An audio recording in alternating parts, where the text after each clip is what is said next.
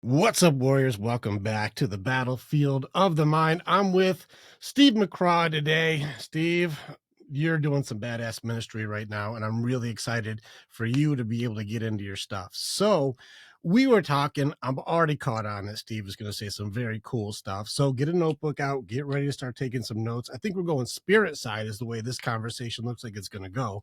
And I'm very excited to switch to that side of myself and join you. So, Steve, tell the people what you do, and then let's just jump back into our conversation. Sure. I well, mainly my career was I'm a metal man. I was in metal fabrication. I do a lot of metal work for designers all across the globe. And then about 3 years ago, the only reason I joined TikTok platform is I wanted to promote my business that I was starting, and I kept hearing this voice say, "You remember what I called you to do when you were 19?" And I was like, nope, I'm not doing it. I've already got my plan lined out. God, you're not going to convince me otherwise. And this went on for a couple of months, Rick. And finally, I surrendered to do it. So I started a ministry, a men's ministry called the Band of Outlaws. Um, and we've been growing very rapidly over the last 3 years. We're about to start doing some outreach, men's retreats, and some ladies retreats.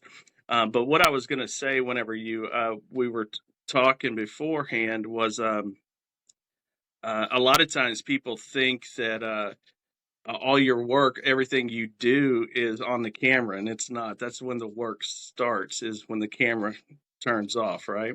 And you and I talked yesterday, and you're like, I got this, and this lined up after the show, right? And I said, I can't do this on Friday because I got to go get my kids, which is 6 hours away, and that's my time with my kids. But the conversation we were just having was about my very first panic attack ever in my life. I'm an adrenaline junkie. I raced motocross for almost 20 something years. I've broke just about every bone in my body at least once, sometimes twice. But the very first panic attack I ever had was when I had a friend, a close friend of mine, that was in a fight or flight mode. And I chose to spend 3 days with him. And I had people reaching out to me on the app to help them with different situations, and I focused in on what I had to do with this guy. And about that time was the time that I was like, I can't be everything to everyone, and it started overtaking me a little bit. And I started panicking a little bit, like I can't do this by myself. I need some more men. I need some more ladies that can be willing to take those phone calls and help people out. So what happened? This is just when you hit overload from taking on so much damage and not being able to unload it? Yes, yes. Yeah, I typically talk to about 4,000 guys on a personal level a month. Um, so it can be overwhelming. Now I have about 6 men that help me out. My admins help me out. They take on a lot of the things that I would typically try to take on myself. But you know how it is. You can't be Superman to everybody. I'm not your Superman, like Eminem says. I can't be that guy all the time. But yeah, you're right. The work It's a lot starts to when the take camera on. goes off. It's something that people who don't do won't understand. Mm, And I don't say it in a slight. I say it as more of a location than it is an ego.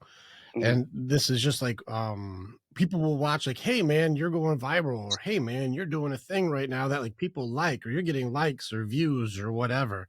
mm. And I remember like even when like I'm sure when you first started going viral, or I remember when I went viral, they're like, man, like that's you made it, dude. You made it. Are you excited? Are you like blown away? Are you like surprised? And I'm like, I don't think you guys understand. I've been building this for 5 years Mm. underground. Right. And so I equated it to if you were starting an apple orchard and you Hmm. planted all your seeds and you start watering Right. and nobody gives a shit. Right. Nobody cares. There's nothing happening. And the next year, like people are like, what are you doing? You still doing that apple thing? You're like still doing it, and you got little saplings like this big. Right. No fruit, still going. You're like Mm, watering all these things all year. Next year, they're a little taller, still no fruit.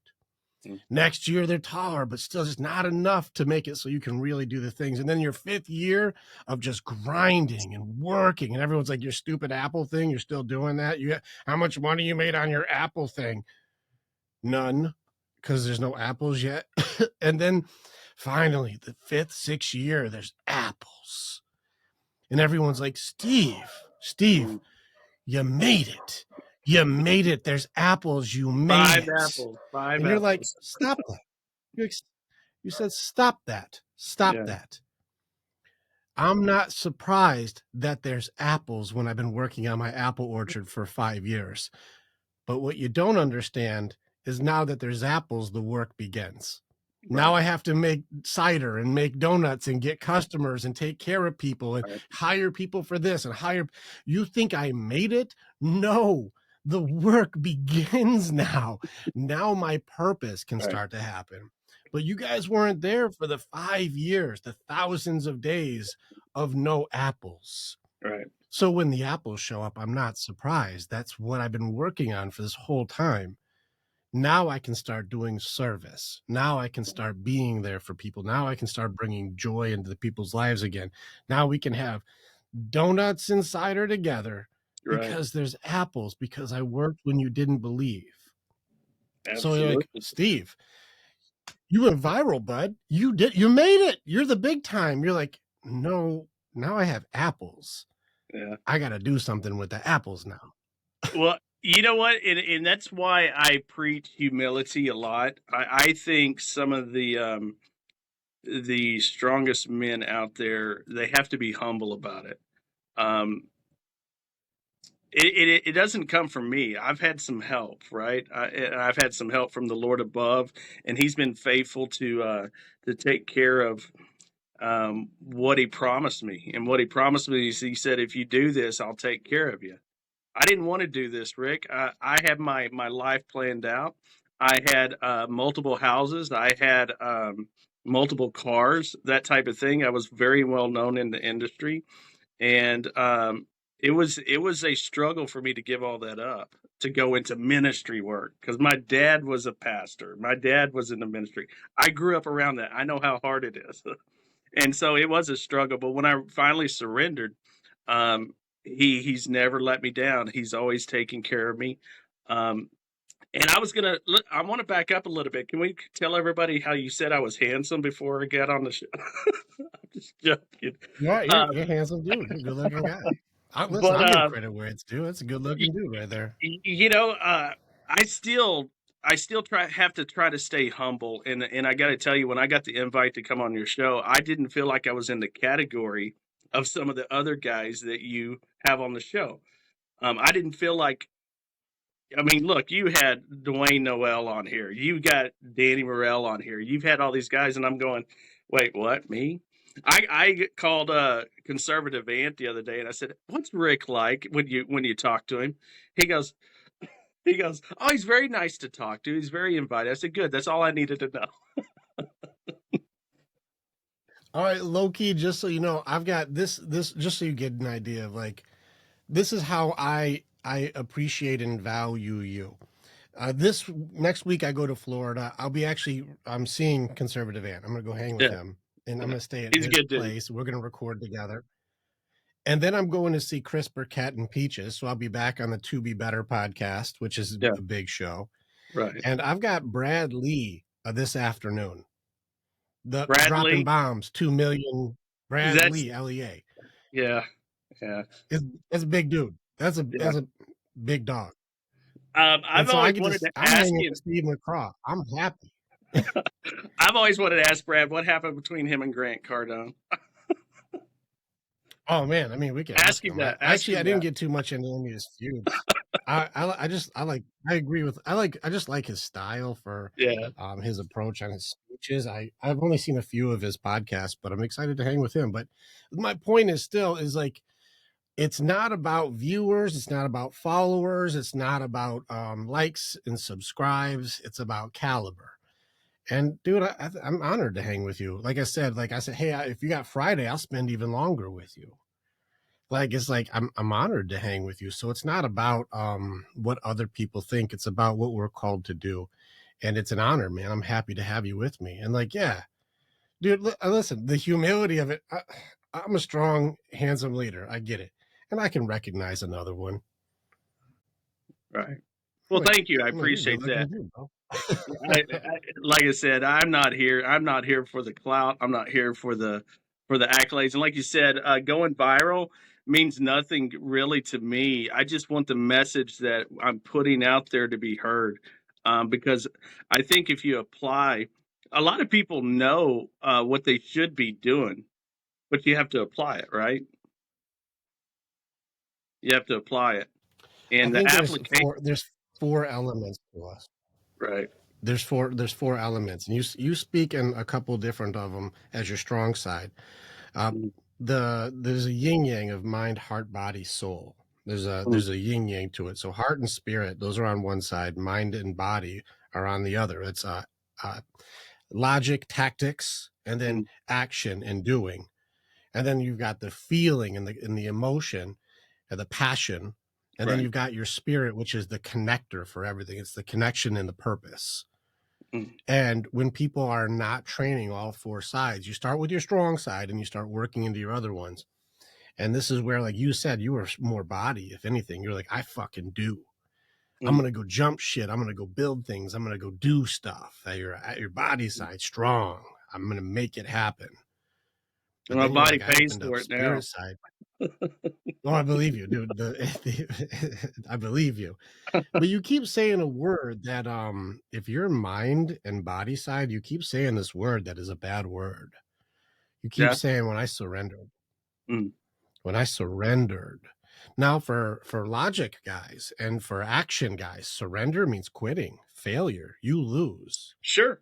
Sure. You know, and that's something I've had to teach on before. Surrender to me, when you surrender to the King of Kings, which I'm a man of faith and I'm very strong in my faith, um, surrender has always been looked at by men in society. It's always been pushed on men that it's a bad thing. You quit, right? But when you allow that connection between your heavenly Father and your spirit, and you do what he has called you to do, when you do those things, and you become very mighty because there's nothing that can hold you back. Um, so that connection is important. That connection with your mind, body, and spirit is very important. So I don't look at surrender as a bad word. I look at quitting as a bad word, but I look at failure. Failure is just another reason to get back up and start again, right? I mean, you said you've been building this for 5 years. It didn't happen overnight, right? You probably failed a few times. You probably gave the I tell wrong advice a few times. Well, I tell everybody, no matter what it is, when I teach corporations and business, when I do like the big speeches, when I change people from like, 99% thinking to the 1% thinking, I'm like, you have to look at these very different. It's not because, I have more eyes or more feet or more hands or more ears or something. No, it's just the way that we view a situation is different. One person will see obstacles and impossible, and another person sees opportunity and a way to build a dream. And I'm Right, like, my one of my buddies says, you see a mousetrap, I see free cheese and a challenge. And so it's like it's just the way we see it is going to be different. And so when I right. learned surrender, remember I'm with you, like it's a bad thing. Mhm, Surrender is bad. I didn't understand heart side because my heart mhm, side was repressed. As right. men, we have to suppress our feelings, push your feelings down, push your Well, that's feelings what down. Feelings are society bad. teaches us. Correct. And so I fell in because, we had abusive upbringing. I had Mhm, abandonment. I had the list. And so right. I had to overcome a lot of curses in order to be where I'm at. I had to beat a lot of demons back. And this makes Mhm, me qualified because I have killed, I have mhm, fought, I have beaten them. And I will show you how there are tactics to it. And I didn't understand until I did the surrender element. mhm, Surrender was bad. In fact, I would use this book as a weapon. I would fuck right. people up with this book. I would Yeah. go at you. You did the Lord's Prayer today? Did you read what Jesus said literally right before you said the Lord's Prayer? Right. Come on, Gentile, let's go ahead. Like I would use this book as a weapon. Right. And so there's a big disconnect for me with religion to God. And I Mhm. think a lot of people run into religion and God is not the same. Right. Now, for me to surrender, I almost want to hear your story because I was in bed. I did all the psychology, I did all of the philosophy, I Mhm. had all of my issues diagnosed, labeled in their own perspective little Tupperware bins with the correct label of diagnosis and problem. I had all of them stacked very neatly. Mhm. And here I am in a room full of these organized diagnosis issues. I can't get rid of them. Right. I did all the logic. I do the work. Mm. What am I missing? And it was when I was like, all right, God, I know we've had some arguments. I disagree with a lot of things, but I don't get it. Mm. And you know what? I'm done. I'm done trying to think like I'm supposed to be the one who gets it all. I don't. I don't get it. Right. So you know what? Uh, I surrender, man. I surrender. And that was when God told me, your mountain to you is less than a grain of sand to me. right. And I was like, okay. He's like, so give me your grain of sand. Go do it. I was like, Right. whatever, man. Okay. But you've If been you say hanging so. on to it so tightly, haven't you? That was all I had. That was the mountain I Right. lived on. Right. So it was crazy when I said, all right, God, all right, I'm going to surrender. I'm going to let it go. It's yours. I'll give it to you. I'll give it to God. And Mm. Steve, I think I can't wait to hear your story on this. It was like you were standing on my chest and just like stepped off. And I was Mm. like, like, oh my God, that's the first time I've taken a breath in like 30 years. Right. And I remember even fighting through my own race to acceptance of denial, bargaining, anger, sadness, Mm. of going, no way. The Right. answer cannot be surrender. That's impossible. This cannot be correct. Right. And it So was. it is correct. And I'll tell you that I had a guy one time send me a letter that said, Steve, you live like a free man. And I really had to think about what he meant there. What he meant though is my actions, the way I carry myself. I'm happier than I've ever been in my life. I may not have as much as I've ever had in my life, but it ain't about that. It's about that surrender first. And when you totally surrender to doing what you want to do, to what God wants you to do, He's going to bring the increase. We talked about fruit. Uh, the proof is in the pudding, you know. And so when you totally surrender, you will become a free man. Um, the Band of Outlaws. People always ask me why I named the Band of Outlaws as a ministry. Well, most of our guys look pretty burly, pretty scraggly. Just some of them have been in MC organizations, truckers, you name it. Guys, you probably wouldn't want to meet on the alley somewhere. But to me, it all revolves around what the Bible says about Romans 12 too. Be not conformed to this world, but be transformed by the renewing of your mind. We got to change the way we think. So if we're not to be conformed to this world, it sounds like an outlaw to me, right? Outlaws don't conform. Outlaws do what they're supposed to do or what they feel in their heart to do versus conforming to what everybody else is doing. And I think so many times guys get in this rut where they go, well, I've got to have this job, or I've got to put on this expectation, and don't you dare cry about something that you're emotional about, or just suck it up. You got to change the way you think. You get, and that's where it comes from. We talked about mind, body, and soul. This guy can affect this guy if you're not careful.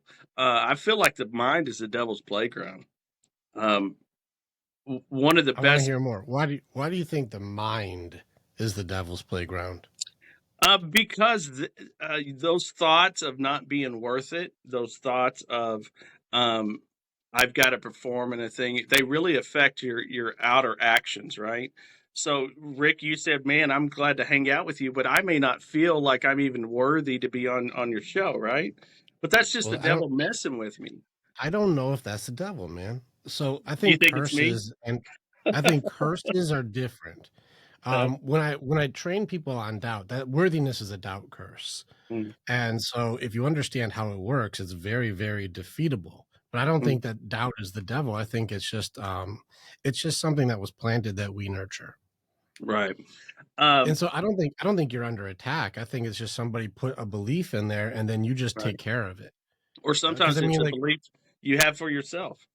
that's what I mean is that's your Yeah, belief. There's nobody right, around anymore. Like whoever put that you're not good enough there, they're right, not they're not by you anymore. So that's right, not you're not under attack. That's just you taking care of an old belief system. right. So I don't think that's Prince the Prince devil. That's just gave one you. of the Prince gave one of the greatest quotes I've ever heard. The little dude from Minnesota. He said, "The mind is the battlefield," and that's what I. The very first thing I thought of when you approached me about this show is the battlefield of the mind. That's the first quote I thought of. Prince said, "The mind's a battlefield, and the heart or the soul is the prize." And so if we change the way we think or what we input into our minds, it can have a direct or indirect effect on our soul. And I just thought that was brilliant. Here this We're on the artist same is page. saying that be careful what you think about. Well, this is where we get into how do we do it. And so the Warrior's Way is my company. That's what we do. I actually train men just like you do. Mm, And one of the things that we do is to challenge everything. Everything deserves, it's a round table in my groups. While I may have wisdom and experience and skills and competency, you should challenge me. And actually, that's the same thing as like your motorcycle guys. I have soldiers, UFC fighters, strongmen, police mm, officers, you name it. I've got them because I gather warriors mm, and you gather warriors because we go and do battles and there are tactics and together we are stronger. When I look at men like you, I know people who are weak in their faith or weak in their purpose see competition. I mm, see camaraderie. I'm like, this is mm. a brother. Even you and I can't reach enough. Right, There are billions who need help. I can really only, because I do deep work transformation, I mm, can really only deep work help about 400 guys a year. right, It's barely a drop in the bucket, man. right, I just can't. I can't get to enough. Now, over years, that'll leave a legacy of thousands and thousands, and the ripple will go right. out way beyond anything I were ever known for. But how much can I directly impact is this much. So I Mm, need more men like you that I can go, you need to plug into all these other guys. We all right, bring a piece. And so the battlefield of the mind is I'm going to bring in tactics and actions that you can use to lean in on spirit and heart side things that you use. And together we're stronger. When they say who's the strongest coach or warrior or author right, or mentor or pastor, I'm like, together, all of us right, we can create a phalanx. We can create a shield wall and you can send whatever you want. You want to go doubt? I'm like, I'll show you guys doubt. I got this guy. And you're like, my worth, my worthiness. right, And I'm like, what? I'm going to show you how you kill this one. And I'm like, the weak spot on doubt is this guy here. And you're going to right. go, did you just drop doubt in one hit? I'm like, I do it every morning, man. And you're like, Do it how did before you do it? And then breakfast. I had coffee with doubt this morning. No problem. He cracks me up now that I know how he works. Right, But you said your worthiness. I'm like, well, let's go ahead and challenge doubt. Let's see which one it is, because I don't think it's the devil. Do you know right. why I know it's not the devil? The devil comes in through pleasure. Mm. That's why I don't think it's. I think if you met the devil, he'd be the coolest motherfucker you ever met. Well, it's like The Brian said. devil he'd be he, cool. he's offering you all the just like that video we were talking about. Brian saying he offers you all this stuff, and then when you offer it back to him, he's like, "No, man, that's cool. You do your thing. I'm gonna just sit over Dude, here, that's but for enjoy it." you, bud. Right, An abundance for you. All that right, you want. You want drugs, you want drinks, you want women, you want money, you want power, you want fame. It's all for you. You as much as you want in abundance. I'll just sit Forget over your here and purpose. I'll just sit over here and Yeah. watch you destroy yourself. I really do believe this is where I think people try and they try and make the devil out like he's in his like red Spanx, Spanx, and he's trying to get pitchfork everybody and give him your soul. I think the devil Right, would be the most smooth dude. He knows the Bible like the back of his hand. He could connect with you on any level. He knows all the people you want to know. He's right, gonna be hanging out and he's gonna go, hey Steve, hey, later on I'm gonna be hanging out, like pick your favorite singer or your favorite sports guy or your favorite right, speaker. It doesn't matter, your favorite, like your number one guy you'd ever want to meet. Right. And he's like, dude, I'm gonna go hang out with him later. You want to come with us?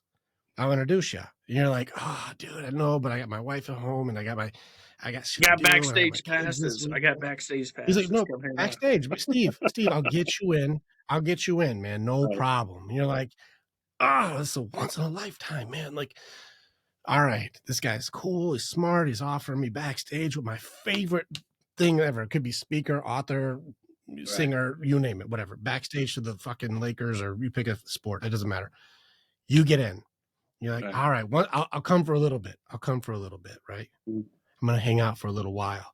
And then while you're back there, you got your favorite, you're meeting like the dude. Like pick somebody who you like, if you had a bucket list person. Maybe with this, maybe we can manifest it. Like pick your person. Who would you want to meet? Who would I want to meet? Oh man. Pick Uh, anybody, any category. I honestly, man, there's so many people that I have met. There's so many people that I've had the pleasure of meeting some really cool cats. But I think for me it would be someone that's already passed away. I think it would be Charles Haddon Spurgeon. I would love to meet Charles Haddon Spurgeon. Okay, there you go. So he's like, actually, he came back. He actually never died, bro. I can He's like introduce you. Elvis, He's Elvis. He's underground right now. But I can get you a hangout. And you're like, right? really? Okay, so let's just make believe. We're in fantasy anyways. So let's just make believe this is the option. You're like, I'm gonna hang out with Charles. You can come hang out. You're like, really? You're like, dude, come on. Now you're hanging out with Charles, and Charles is like, hey man, have some drinks with me. And Right. you're like, I don't know, man. I got a busy weekend. I got to get my kids. I got my girl at home. I don't know. He's like, it's Charles, though. Now, Yeah, Charles will drink your ass under the table now. And so now you're right. doing round for round with Charles. He's like, you're my dude, Steve. And you're hanging out. Now you got some girls there, too, like some dimes, tens hanging out. And they're giving you attention. You're like, no, no, no, no, no. I don't want to play with any of that stuff. But now you've been drinking a ton, and the devil's like, just have them say hi. Come over and say hey to Steve. And they're sitting with you, and you're like, no, no, no, no, no. I don't. Please don't. Please don't. I'm good. I'm good. I'm good. And they're just hanging out, and you're still just running shots with Charles. And then the girls are just touching. You're like, ladies, please, please, please. But then you start not noticing it. Mm, And now you're drinking and you're hanging with your boys and the music's good and everyone's having fun and more people are getting around and it's getting more exciting and it's getting a little crazier. And now you didn't realize it's like 3:30 in the morning. right. You're already going through the night and you're already in it. Now the girls are being way more handsy and the guys are having way more fun and everything's really fast and wild. You're drunk off your ass and your whole life is falling apart. Your phone has been blowing up all night because your girl's worried. Everything's going so quickly. And what is it? It's a room filled with an abundance of pleasure. Temptation. It's an it's an overload. It's as much as you Yeah. can handle. And there may be offers of stuff like you've never done drugs like this before, but it's with Charles. And so ah, now I'm in this weird thing. I Right. don't smoke weed, but if Bob Marley was like, dude, take a hit with me, man, I'd be like, it's Bob fucking Marley. So I'll do it this time. I'm doing some Right. Jamaican Kush now because it's Bob Marley. What a bucket list thing to say. I don't Right. eat a lot of bacon cheeseburgers, but if Elvis made me one, I would eat it. Yeah. No, I get it. That's So how he works. That's exactly how he works. It one thing I love about Charles Spurgeon, he was an evangelist, by the way, back in the he was an alcoholic who hung with the devil. I'm just kidding. but he didn't speak like most preachers do. I mean, this guy had a pair on him, right? This lady one time, he preached for over 2 hours one time, and this lady came up to him after his service and said, I think you preached too long. You need to trim those back a little bit." And he asked her if she had any scissors on her, and she said, "No. Why do I need scissors?" He said, "So I can trim your tongue the way I like it." That's the kind of dude That's Charles Spurgeon was. troll patrol. He's got a sense of the trolls. But I also believe that what that lady did is today's attacks. Right. These are the attacks on your ministry. It's the attacks on your warriors. It's attacks on people. Today is judgment, Yes. blame, shame, judgment. Yes. These are the attacks today, and you're watching how a lady feels entitled to give her judgments of what is too long. Right. That's too long. Well, fucking Right. leave once you got your message. Like, Right. you can choose that. Free will is the game, not control everyone around you with judgment. And And, again, these are the attack or armor up against. and you asked me about my story, and once again, I was called to the ministry when I was 19 years old. I used to be a youth minister for about 350 high school kids, right? At 19, right? I was a pup back then. I didn't have everything figured out. I didn't know everything, but these kids loved me because I spent time with them, and I encouraged them in things that I just went through as a high schooler, right? And then the church had a meeting one time and wanted to bring in a youth minister that had been to college. Of course, you remember my background as I grew up as a preacher's kid. I knew more about the Bible than most preachers did. Um, but my pride got in the way, and my feelings were hurt because they voted me out and somebody else came in. So I was like, you know what? Forget this. I'm not doing this. And that's when I started into the metal industry, and I became really good at it. Like I said, I worked with designers all across the world. I've been on the cover of architectural. Matter of fact, let me tell you a story about that. I built this range hood, vent hood, for this really high profile house up in Massachusetts. I won't tell you whose it was, but it was high profile. And it was a patinaed black with brass straps on it, and everything was polished. It was immaculate. And the GC for this job told me it was a piece of crap and it looked like crap and all this stuff. Yes, and I'm like, whatever. I got another one to build, right? I got to keep going. So it really bothered me at first, but then about 2 years later, someone handed me the cover of Architectural Digest, and my hood was on the cover of it. So I just wanted to, at that time, before I was a changed man, I just wanted to be like, "F you, F you, F you." It's someone's opinion, and you got to just roll with it. You know what your capabilities are, and one man may call you trash and say you're not good enough, and then the 80 million people think that it's the best thing since sliced bread. So it really does play an effect on you, but uh, I don't know. I don't know. There are people out there that are just like we were talking about with this lady. They're just going to judge you. That's why I don't preach religion. I preach a relationship. Um, I believe that religion is man made. It's a way for man to control, and it usually starts with different rituals, and they become routine. And now all of a sudden you think if I don't do this, I'm not going to heaven, right? It has nothing to do with that. What it has to do with is your relationship with Christ and who you put your trust and belief in. I think The I thief like on that the a lot. cross, the thief on the cross didn't have to go get baptized to be in heaven, did he? Well, I love the term Christian. Like, I like it because who are you supposed to follow if you're a Christian? Christ like, right? You're supposed to follow Christ, right? Mm-hmm. All right. Well, what church did Jesus go to, or Yeshua, or however you want to do it? Like, Mm-hmm. what church did he go to? None, Okay, that's weird, right? He said close the door behind you and pray to God. He knows what you need before you do. Or he mm, says, I'm going to go out in the woods. I'm going to pray to the Father. He right? didn't have to go to church. He wasn't like, I got to be at that church or else I'm a bad person. No. He's like, no, the relationship is where it is. He said a gathering of more than what, two? Right. He's like, that's no, you're already doing congregation right now. We don't have to have a building for that. That's just we're together, Well, you know what? you know. Jesus And was so an if I'm outlaw, a man. Christian, like, He was an outlaw. Jesus was he pissed off everyone.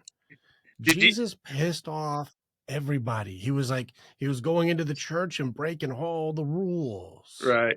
Well, most of the teachings that he did were outside the church, on the synagogue steps, or up on the mountain, or in a boat. Sermon on the Mount. Dude, That you and he was me, he I was think being you and me would have, relatable. He was being relatable with people of his time.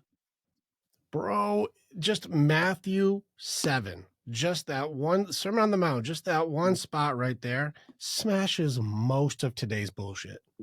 Yeah. If I just said, let's be Christ-like and just start with don't judge people unless you want to be judged, the golden rule and false prophets, just that right there, we're already like, man, most people are fucked. Yeah. I have a, in I have a big problem with false teachers, the false narratives, the prosperity gospel. Look, the way I look at it, Rick, if I can't preach God so loved the world that He sent His only begotten Son in a tin hut with dirt floors, that same message resonates with a $2 million condo if I'm in the same place, right?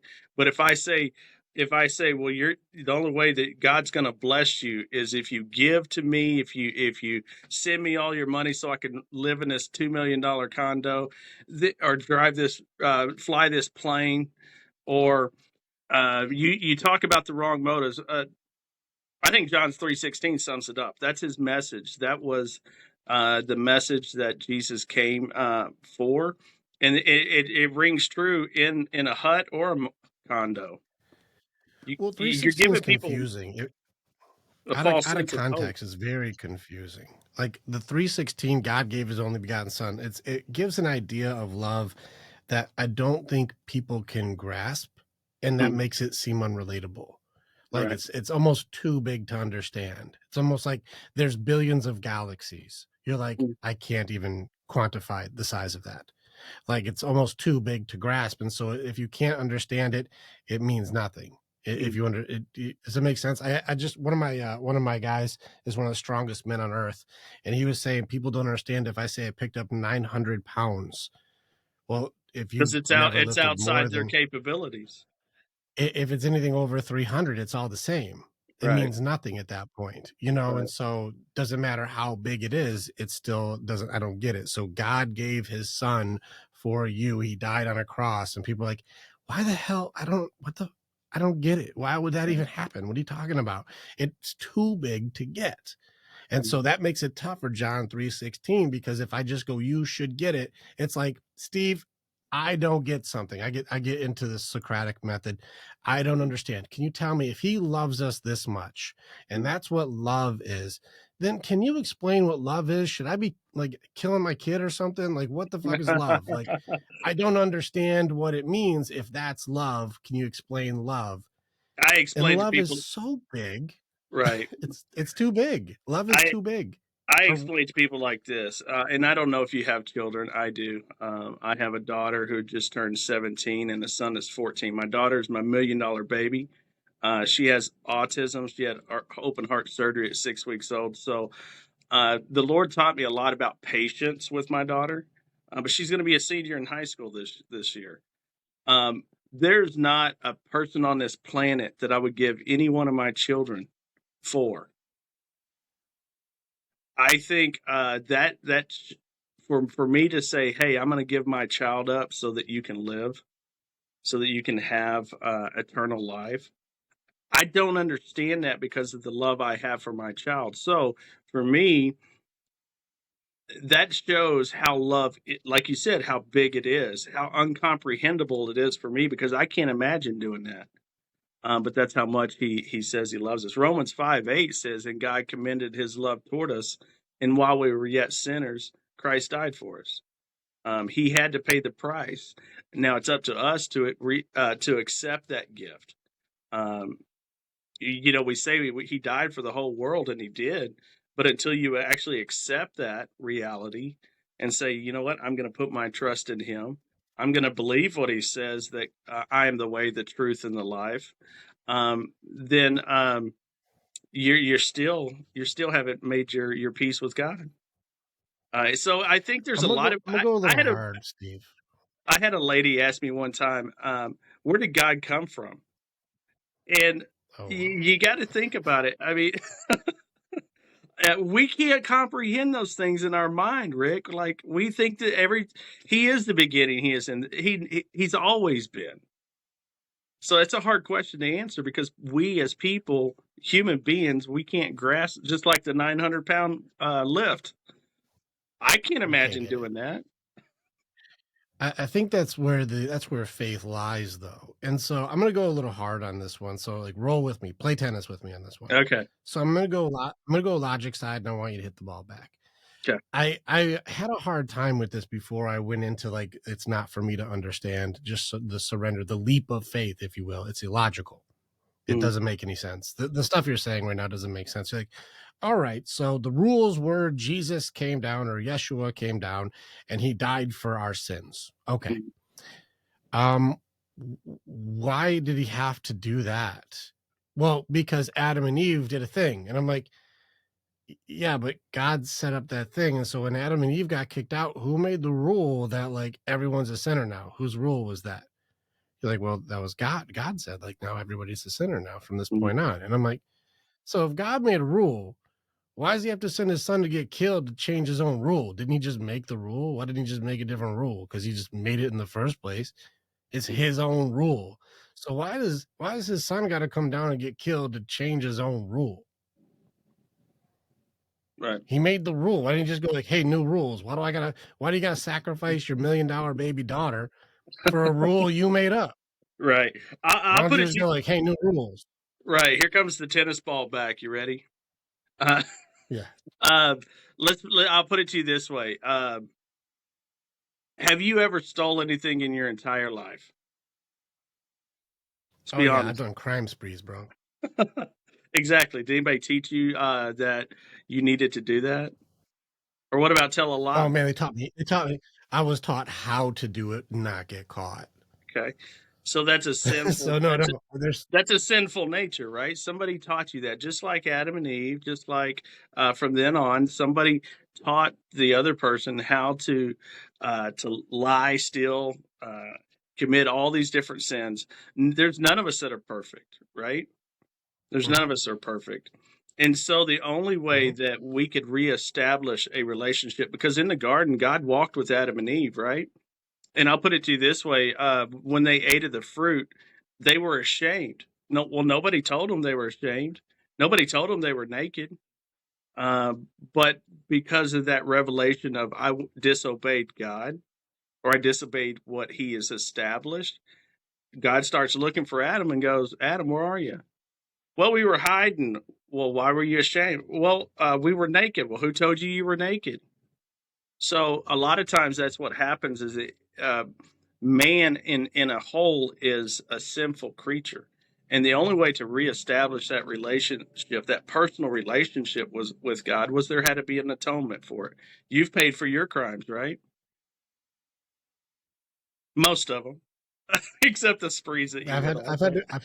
I've gone through my atonement, and I think this is also a thing for atonement, which is a different part. It Right, wasn't confession. right. I didn't have to go and talk to somebody about it. It was being able to get right with God because I think Mhm, God will give forgiveness. It's the harder part is accepting it. right. And once you make that atonement with God, that does not mean that you still don't have to pay for your consequences, right? I don't know what that means. Well, let's say I'll take something really stupid, like you get a speeding ticket, right? And you were going Mhm. 10 over the speed limit. According to the law, you're still wrong, right? You could go, man, I shouldn't have been doing that. But guess what? You still got to go pay for that ticket. So even though I think a Sure. lot of people, even though they go, God forgive me for this, God forgive me for cheating on my wife or doing these things. Guess what? The results of your sin or the result of you doing that is probably going to end, and you're going to go through a very lengthy divorce. You're Sure. so. I think people think, well, I made my peace with God. Why isn't everything working out the way I wanted to? Because Oh, that's great. Yeah, I see what you're you doing. still have Okay. to you still have to take care of business. Right. Because I said sorry, then everything should just go my way. That's very Right, different. I right. don't believe God works like that. But Nope. it still doesn't make sense to me because that still doesn't get to the point for like, why did Jesus have to die then for a rule God made? God didn't make the rule. God gave us free will. All he Well, said then was, why are we all sinners then? Because I didn't eat the fruit. I didn't even well, get a you didn't chance to eat the do that fruit, but choice. you didn't eat the fruit, but you still went on a crime spree, right? Oh, hell yeah, dude. No, that was very Okay. different. I didn't get a chance to do the Garden of Eden, though. I didn't get a chance. So that's the sin nature that was passed on from Adam. I didn't. Adam was a little, to me, it's a little crime, right? And we put labels on sin when God doesn't. The sin was disobedience. The sin was him Maybe. disobeying him. I did this. If you listen to my last podcast, I did. My dad actually wanted to have a debate with me. I'm excited for it. So, I actually argued. I argued a little bit. I said, be a little compassionate. You know, Old Testament God has got compassion, understanding, forgiveness, and Old Testament God was fucking flood the earth, Sodom and Gomorrah, turn bitches to salt, punish, like go ahead and put Job through the trials, like wiping out armies for David. Old Testament God would give Samson super strength and all kinds of stuff. Like Old Testament God was kicking ass, Right. if you will. And New Testament God is forgiveness and grace and understanding and love. Well, And I think you're so if seeing I go, I think you're seeing the characteristics of God. Just like if somebody come up to me and said, "Oh man, I'm going to judge Rick because Rick is very boisterous. Rick is has a certain characteristics." I think a lot of times in the Old Testament you saw different character. God, just like a man, you will see different sides of his characteristics. And I think in the New Testament you see that his love. I did a video not too long ago where every book in the Old Testament is a revelation of Jesus, like Judges. He is our mighty judge, the creator in Genesis. Every book, people say, well, Jesus wasn't even in the Old Testament. No, but every book is a representation of Jesus's characteristics. So there has to be an atonement for sin. And that came in the form I of think that's, Jesus, who did no sin. I'm with you. I'm with you. Okay, but atonement, I think that we're looking for some sort of external validation. Mm, And I don't know if God works that way. And this is where it gets into the question of understanding the things. God works through us now, fair or not fair. fair. Like, does God work through you? Hmm. You ever done Absolutely. some shit where you're like, I don't think that was me? You ever say some stuff that you have to write down because you never said that shit before? Right. Oh, You're yeah. like, "Oh, that's good. I got to write my own thing down there. I've never even thought of that before." Right. I get stuff in the middle of the night. Even this tool right here, this came at 3 in the morning. Right. Where the map. This is how I built how human beings work, Mm, and I've sent this to PhDs, authors, people who have written 6 psychology books. I'm like, this is the breakdown that came at 3 in the morning when I'm half asleep. God says make circles. right. I put this thing out there, and I sent this out to the biggest brains I got. I said, beat it. Mm, And they came back and they said, this is the best tool I've seen so far. What is that? What is that thing? So God works through us now. Well, why can't that atonement work through the same way? If I'm like, God, it's you and me, man. I learned my lesson. The mistake and the reason I made the mistake and the way you built me was to learn from mistakes.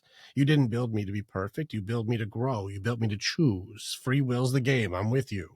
mm, You built me to choose you. I can choose all these other things. I can choose magic rocks for my confidence. I right. can choose tarot cards or angel cards. I can choose even chance cards. Today I'm supposed to think of serenity. Like, I can choose whatever. I can choose to worship me. I can choose to worship social media. I can choose today to pray for my frequency of money, and I'm praying to the money to give me the monies of the money. I can make whatever I want my God. And he's Hmm. like, I'm going to give you opportunity. Are you going to choose me or not? I don't need a building. Like you said, it can be dirt floor or $1 million mansion. Doesn't matter. Right. Do you choose God? And I don't think atonement necessarily requires another person's validation. And I think that if you can go like, man, I learned that lesson the hard way. I think that God gets it. There's been millions of us, billions of us.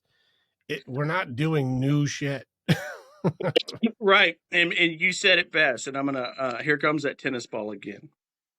If God is all omnipresent, He's omniscient, He's everywhere, and Jesus is God as well because He makes up part of the Trinity. And I know a lot of people go, "Well, I explain that." I've done this many times.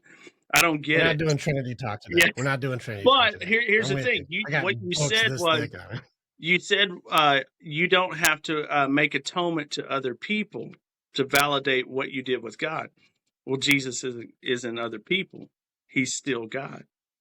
So that atonement is that relationship that you build with him. That atonement is the fact that you're recognizing you can't do this on your own, and you needed him to do this for you. So you're not making an atonement. I tell people all the time, Jesus says that I am the great mediator that goes between you and God. He doesn't say you got to go confess to a priest. I had a guy the other day said, Steve, in my shed out back a couple months ago, I accepted Christ as my savior. He said, do I need to go tell a pastor or do I need to go tell somebody? I said, no, just go tell the world. You don't need to go make a confession to another human being. Yep. Your confession is based off of your fruit, like those apple trees, right? Your confession. I always tell people this all the time. I'd rather my actions speak so loud you can't hear what I say. Exactly. Again, it's you're the warrior. I shall show you. Yeah. Don't. It's Marcus Aurelius. Don't argue about what a good man is. Be one. Just be one. You called me out of my Socrates quote the other day, by the way. I saw that. Yeah, I saw you did your three things. I'm like, that was Socrates' sieves. I'm like, well done, dude. Well played. Oh man, but Not yeah, that I truly believe that that is one of the reasons that he had to do that is to take on not just what I've done wrong, but what everybody's done wrong, and it's up to us to make that atonement with him. well, again, even the terminology done wrong. Jesus says, "Don't judge." We have to pay Mm, attention to what things are, but it's not my place to say good, bad, right, and wrong. And this is where I think people are goofed up. mm, Especially when it gets into social identity, it gets into this gender stuff, it gets into faith and religions, it gets into control and power, blame and shame. We mm. got all these weapons of destruction to hurt each other. But if you just like I said, if you just take Matthew 7, if that was that was a book, Yeah. it's just a sermon on the mount, it kind of fucks up everybody's stuff. Oh, You just go he like, hits all well, the points. yeah, I'm like, are you judging people? They're like, yeah, I think they're bad. They did the bad thing. They're bad people. I'm like, that's shame and judgment. I'm like, Jesus Mm, says, don't do that. Do you want people to do that for your stuff? Well, no, I don't like that. Well, that's the golden rule then. So now you're treating people a way you wouldn't like to be treated. mm. And then you're judging people. And that's still in the same speech. And Right. so if we just remove judgment, shame, and blame and go into accountability, authenticity, even empathy, well, now none of this shit happens. You can't. I'm not going to tell you you're talking too long, Steve. You're going to be Right. like, too long? Too long is your judgment. Where's my And like, scissors you're a at? little, you're too preachy. That's just another judgment. You just made up shit. You're just making it up. I am Right. preaching exactly as I'm intended. You Right. just aren't able to work through acceptance. And so, even with Carl Jung, one of my favorite quotes, especially with people in the psychology world, because they think they're the fucking masters of the universe. Mm, Like, the psychology is so funny because one of his quotes is that thinking is hard, and that's why people judge instead. And I'm like, it's so funny that people come out going like, well, I think I'm good and you're bad, and I'm right and you're wrong. And I'm like, all the just judgments are thrown around. And you go, wait a second. Like, I would actually I've improved it because mm. today's society doesn't have empathy, Right. especially women to men is a real big gap right now. Right. And so I say thinking and empathy are hard, and that's why people judge instead. Right. I But I Matt, have even often G, go I've ahead. often told people, look, if you're going to talk about chief of sinners or somebody's done something, guess what? I kind of wrote the book on it, right? I look. There's two types of preachers' kids. There's the kind that are sneaky that don't want everybody to know because you think you're going to ruin your dad's good name, and there's the kind that go out and they don't care what everybody thinks. They're going to do it anyway, right? Well, I was number one. My brother was number two, right? My brother served 17 years at the Texas penitentiary. I learned, but I'll put it to you this way. Let's say I think where a lot of Christians or so-called Christians get it so wrong is they go up to people and they want to judge them for where they're at, not where they can be. Because we were all We've all gone through some stuff, right? That's like me and you going out on a walk or a hike, and you're telling me all this stuff that you experienced or what you're going through at the moment. Maybe it's something dramatic in your life, and I turned around to you and I go, started poking you in the chest, going, "Why would you ever think that you could do it that way? Why would that even be a thought process?" And that's me I can judging tell you. you, right? Instead of Well, if those I are go, questions. Those are questions. Those weren't judgments. Those were questions. but the Why poke in would the you ever think you chest, could the do that? poke in the chest, That's This is fine, but it may be insinuated to be rhetorical, but if you actually ask why to understand, you may actually find. right? And this is where I think your sins that you've done Right, makes you qualified. right, exactly. I But think that the sins are a qualifier. Oh, go the ahead. You're tone, you're the you're on a tone, roll. I just got excited. right now, the tone that I used was not very empathetic, right? It was more of a judgment tone because I poked you in the chest or I was pushing you. And I think I try to teach my guys this. You've got to look, everybody is only going to listen to what you say if they or care about what you say, if they know how much you care about them. And True. you have to be empathetic. You have to say, "Man, I know exactly what you're going through. Let me tell you what happened in my life, and let me tell you what tools I use to get through that in my point in my life." And when you approach things like that, you're going to probably hang around and listen to what I have to say because I took time to approach you. Listen, the message may be great, but if your tone's off, nobody's going to listen to that. If your tone comes off That judgy, is a thing. Well, I think that I'm going to lean a little different. While people want to try and use tone as an excuse, and I say that deliberately, right, while they'll use your tone as an excuse to miss your message, right, I really think that competency is more important. You worked with metal. I don't right, give a shit if a guy's an idiot. If he's fucking good, he's fucking good. mm, If like he just makes stuff with metal where you're like, dude, how did you do that? Like your right, competency, your skill level, it supersedes your tone. mm, And since you've been there, it's very different. And so this is why in the Warriors way, when the men come in, and I think if I'm reading you right, you do the same thing. If the men come in, I need them. It's not a question. I need them to challenge me. Are you worth listening to? Are you worth following? Have you been there? That's why you listen to Danny Morell, where he's like, holy shit, you're one of the 3 people that I've known who have gone in and done it.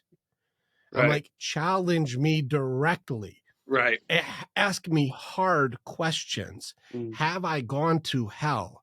Or did I just read a book about it and I'm telling you what you should do, but I've never done? right, And this is where your competency comes into play. The reason I can tell you about how to gain forgiveness for deep, dark, nasty sins is because I did it. mhm, Not because I read about it, not because I preach about it, because I did it. right. This makes Action, me qualified. I am actions. competent. Yep. So this is where I think God didn't fuck up when he made us fuck up. And Mm, you can quote me on that. God didn't fuck up when he made us fuck up. We're supposed to, so we can learn, because the further you go, the more you find him. mm, I think that absolutely. sin is a qualifier. I think we have to fail to find. And this is why when people want to judge everyone's journey, I'm going to judge your journey. I'm going to judge your journey. You're too good. You're too bad. You're fat. You're skinny. You're tall. You're short. I'm going to judge everybody. Right. Stop. You are no longer being Christian, because he says don't judge people. You're not supposed to do that shit. It's not your job. Mm. Everyone's doing their part to find. And that's how you get God. Go fuck shit up and you'll find him. You know what? And I've said this before to people. I think what goes on in religion, not true Christianity or Christ followers. I'll say this: Charles Haddon Spurgeon, one of my favorite quotes that he says, is uh, there are 2 types of Christians. There's missionaries and there's imposters. And I think what happens a lot of time in the church is we got people that are judging the world for being the world. You got people that are in there judging instead of going, look at me. What do I need to fix? How do I need to go out and be an example to other people? And I tell people this all the time. I'd rather wear the soles of my shoes out, walking through the back alleys and hanging out in bars. And I've led people to the Lord in a bar before. It's a great story. I'll tell you about it one day.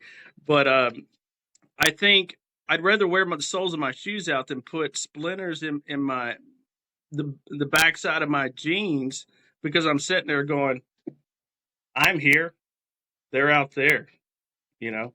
I'm doing something right. No, that's not the attitude to have. Yeah, you got to be a How do you missionary, find right? yourself? Right? It's not in books. You're found on the battlefield. You're Yeah, going to find you when you're doing.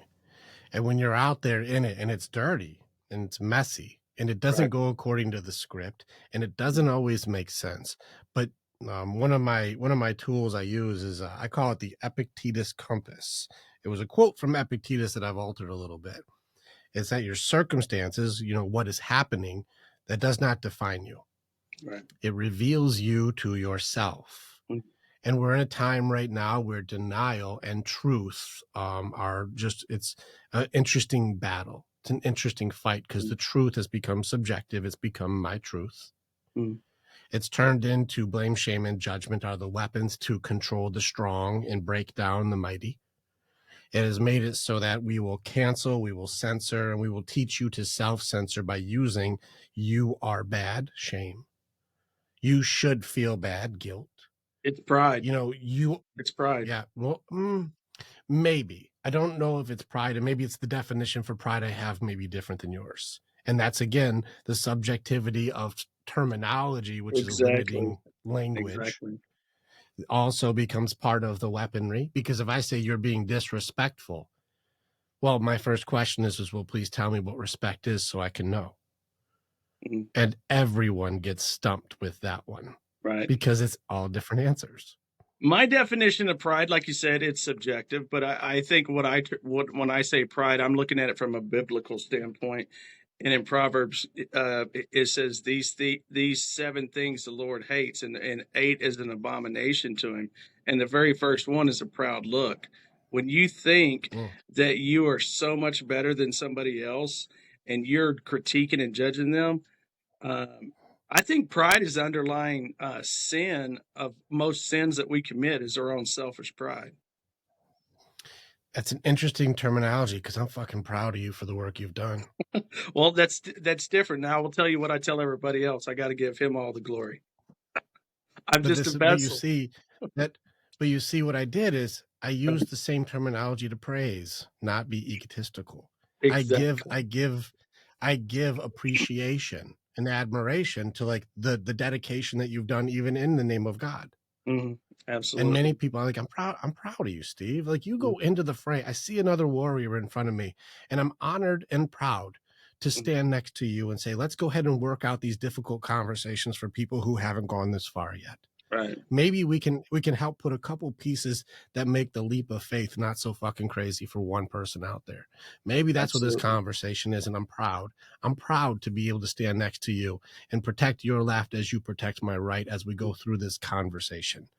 I don't see that as necessarily the nastiest of sins. That's why Right. the terminology Is is difficult, important. is because one word can mean something very different to another person. That's why I say I don't know if it's just that word.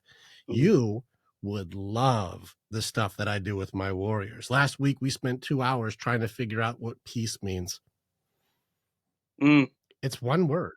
We couldn't figure it out because I've got guys who have found absolute tranquility in the middle of combat and battle, like Hmm. firefights, and they're like in the middle of bullets flying by my head and bombs going off.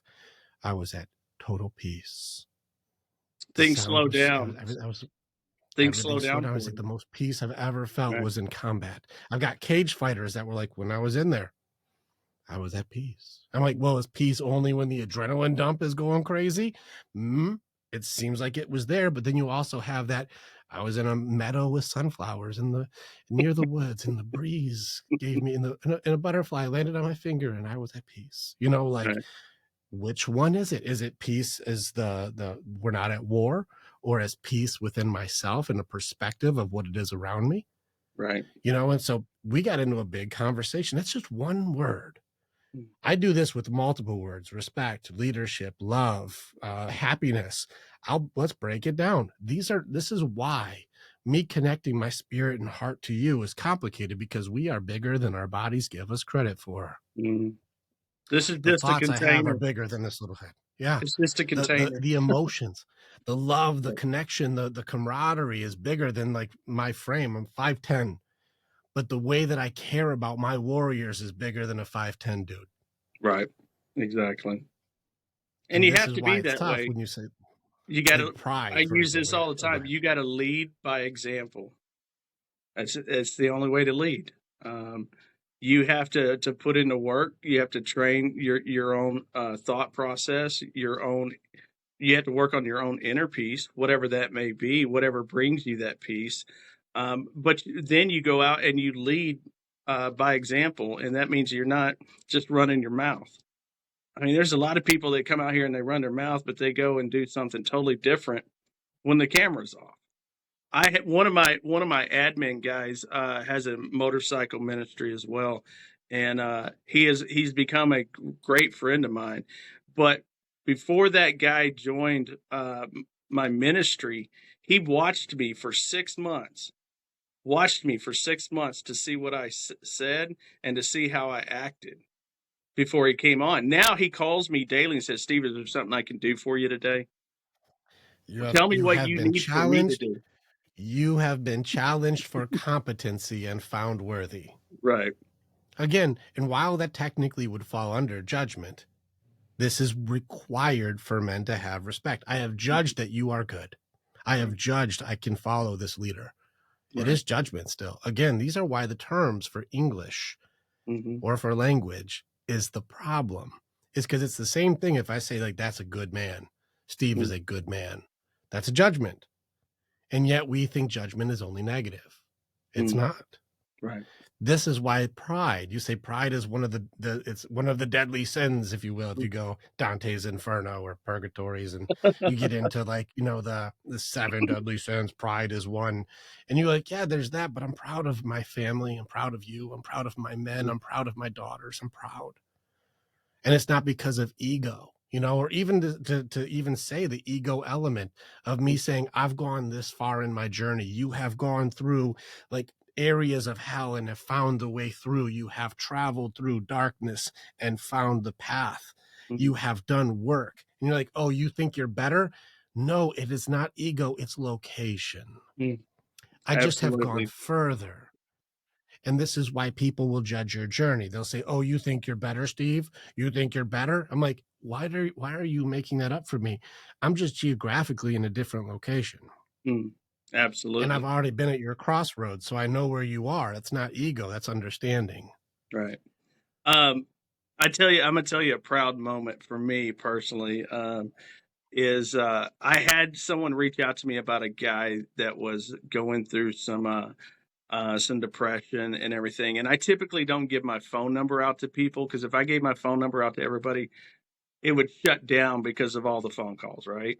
And so I said, fine, I'll give him my phone number. He calls me, and I started talking to him. And Rick, when I said I heard the gun click on the phone, I heard him cock it.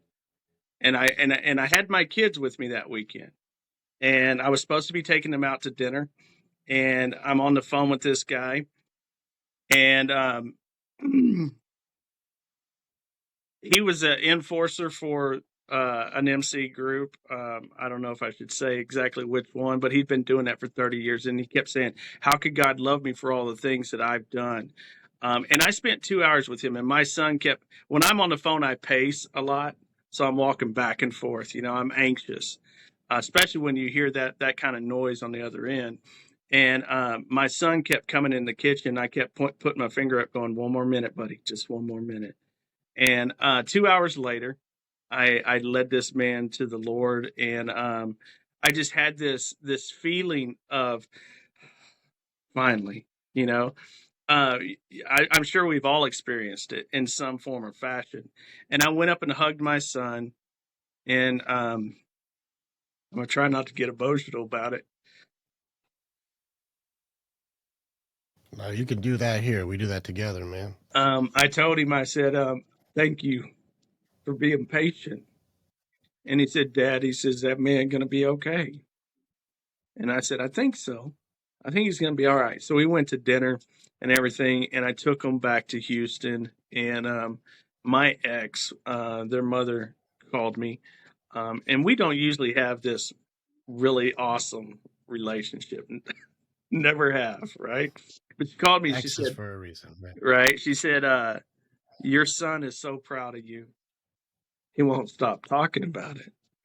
I had to pull over because I couldn't see anything, because that was a proud moment for me, that my son got to witness the compassion I have and the reason that I do what I do. Um, that was a proud moment for me. My dad always told me, all it takes is one. All it takes is Mhm. one to make it worth it. It's just like that ripple effect that you were talking about earlier. You and I may just be the rock thrown in. Who are we, man? What we do, and if we stay the course, that ripple effect is going to reach so many people. Um, I think it's a beautiful thing. We just got to be the one to do it. You know what I mean? Oh, I understand legacy. Yes. And well done, man. Way to go. I do those calls. Right. I don't have any of my guys do those calls. Right.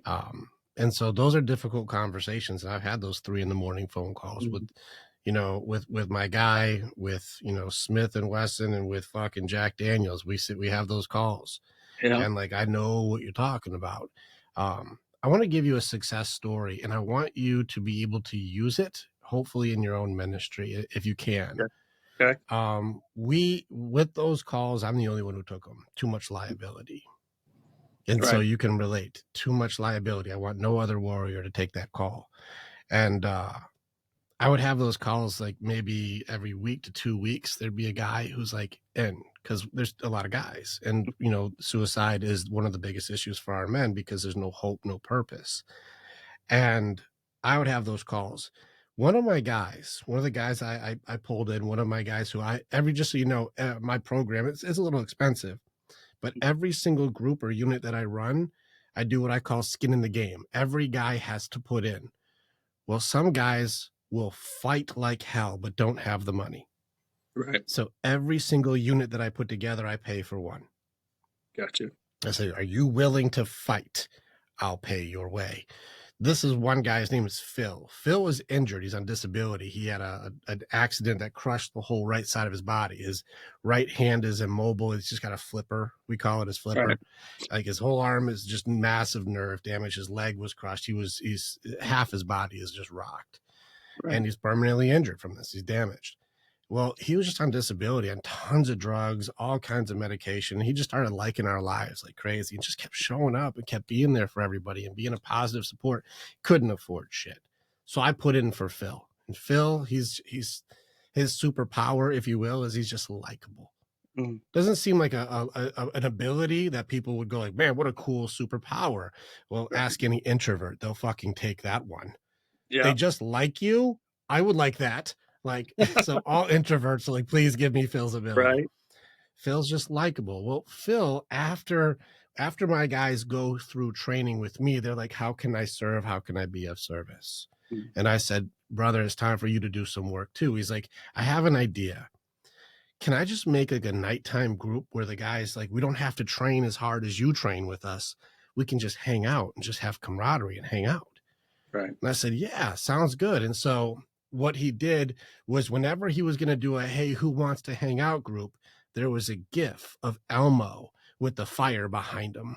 Like, I'm doing the Elmo, like, and that means like, come hang out as just boys hanging out. Right. and it became known as the Fellowship of the Flaming Elmo. Like it became like this thing that like just went off the rails. Right. And it's where the guys come in, and I don't care what they talk about. I don't talk about trucks, talk about fishing, talk about chicks. I don't care. Just boys go be boys together. And these sometimes go late. They hang out. They just hang. It'd be 2 in the morning, 3 in the morning. They'll be hanging all night. Mm, It's been over a year since Phil started doing that. And I've got multiple guys now who run in there. mm, Since he started doing that, all of those suicide calls stopped mm. because there's a place they belong. There's a place that they have purpose. There's a place they are loved. It's a place Right. that they can work through their things with guys who have gone into battle with me, so they are proficient. Right. It's a place where, like, you know, somebody cares enough to listen. Somebody like believes in me. It's enough to create purpose. It's enough Mm, to create value. It's enough to create camaraderie. And mm. now there's a reason for you to live. Since we created that group, these guys who are struggling, even last night we had an emergency and there was 4 guys that showed up for this dude, middle of the night. Yep. And since then, I've had no need to do those calls with the guy next to the gun because there Right. is a place he belongs even in the middle of the night. Mm. Now, I don't know if you can use that for your ministry or your people, but it's not always Absolutely. me who has to be there. You can Right. just be there for your guys. Just You know, hang out, man. and I assign responsibilities to some of the guys. I've got guys that make the phone calls. They're good at talking to people, and I'm not talking about those calls. I'm talking about when a guy says, "Hey, I'm going through something," or "Hey, a guy's interested in joining the ministry." Those are my guys that are good with talking about people, getting to know people, and then they report back. Okay. Um, I've had too many times that people just wanted to attach their name to you, and you've probably done the same. But they're not there for the right motives. They just think it's cool to hang out with you, you know, or say, "Oh, I'm a part of the Band of Outlaws Well, or the Warriors Way or those whatever." they Um, they weed themselves out though. they do, they They do. do. They weed themselves out. But we have started setting up a time of fellowship with guys, and you're right. I've seen less and less of guys approaching me directly about certain situations because they know they can rely on their brothers to help them out too. But you want to go back to suicide, and you said you take those phone calls. I have been successful on a lot of phone calls. But what keeps me going, what I do, and you brought up suicide rates, but among men, guys my age, your age, um, 80% um, uh, suicide rate, and I think a lot of it comes down to men have lost their purpose. They've lost this um, ability to feel like they are giving to a society. You see it with the way women treat us, and I'm not saying us. I'm saying as a whole. I have a beautiful The lady, societal. but You're correct. You're correct. as society, right? So, and I think I read. I can't remember the book, but one thing I read was the best way to defeat a nation is take away its most valuable um, protection, which is men. Let's just face it. If we don't have strong men with strong values, then we're just going to be shifting around in the wind and not really know what we should do instead of standing firm in what we do. So that's why I believe suicide rates are as high as they are, is because we've lost our purpose. I Um, agree. but I what actually keeps me really agree. going, what keeps me going is 41 times over the last 3 years, I was not successful on one of those phone calls. And I know each and That's a every one lot, of us man. know at least one or two. I've dealt with Rick. I've dealt with 41. Mhm. There's been times I could do nothing but look out a window and cry. I couldn't move. And at that point, you start blaming yourself, but it's not your Yeah. fault. It's No. it's just that you give in everything you can, and it really just and Sarah, my beautiful lady, she called me and she said, "What are you doing?" And I said, "Well, I'm sitting here looking out the window," and I went into explaining why. She goes, "I want you to do me a favor." I said, "What's that?" She goes, "Go outside, take your shoes off, and just go sit outside and put your feet in the grass and just sit The there." grounding. Yeah. Yeah. And it really helped ease my soul, because those are never hard phone or easy phone calls to take. No, And so that's what keeps me going, because I do think about that every day. Every day I think no. about that. Man, I salute you, warrior to warrior, man. Those are it's a heavy toll to carry. And it's a tough burden of leadership that most will never understand. And even though technically, logically, it's not your fault, it's difficult to carry the burden of like, I was the last call and I Mm, couldn't do it. Like I wasn't able to save that one. And we feel responsible, even though it took, 30, 40 years for that decision to come into fruition. And you mm, were there for only, a blip of the entire, creation of that outcome. right. It's tough because you feel like I should have. And this is again where learning how to tactically grieve is a Mm, skill. And I teach it because people talk about it and they give answers, but not solutions. And I say it deliberately that way. What you have to go through is fucking heavy. And people want to tell you how you should do things. It's like, don't disregard the warrior. He's in a yeah. fray. And Yeah. you try to grab a guy, and like it's those parts in the movie where you try to help him and his glove slips off and he falls, and you're like, no, if only my grip was stronger. It's like, Mm, no, it was the glove, it was the right. circumstance. He was over the cliff before you got there. Right. And so we try to hold ourselves accountable for things that are. Mm, And learning radical acceptance through grief, especially denial, bargaining is probably a really big one. You have the bargaining element of, if I could have done this, and if only this, and if only I would have known, and if only I could have been more available, if only. It's a heavy one. And then the guilt and the doubt and the shame, the depression element, and the mm, anger and the injustice and the unfairness to it all. There's there's a lot that we have to carry as men. And in a world right now where there is a low empathy for a guy who's in the fray, it makes it an even heavier burden to carry, because they can't look at you and go like, well, whatever, not your problem. You're like, you don't get it.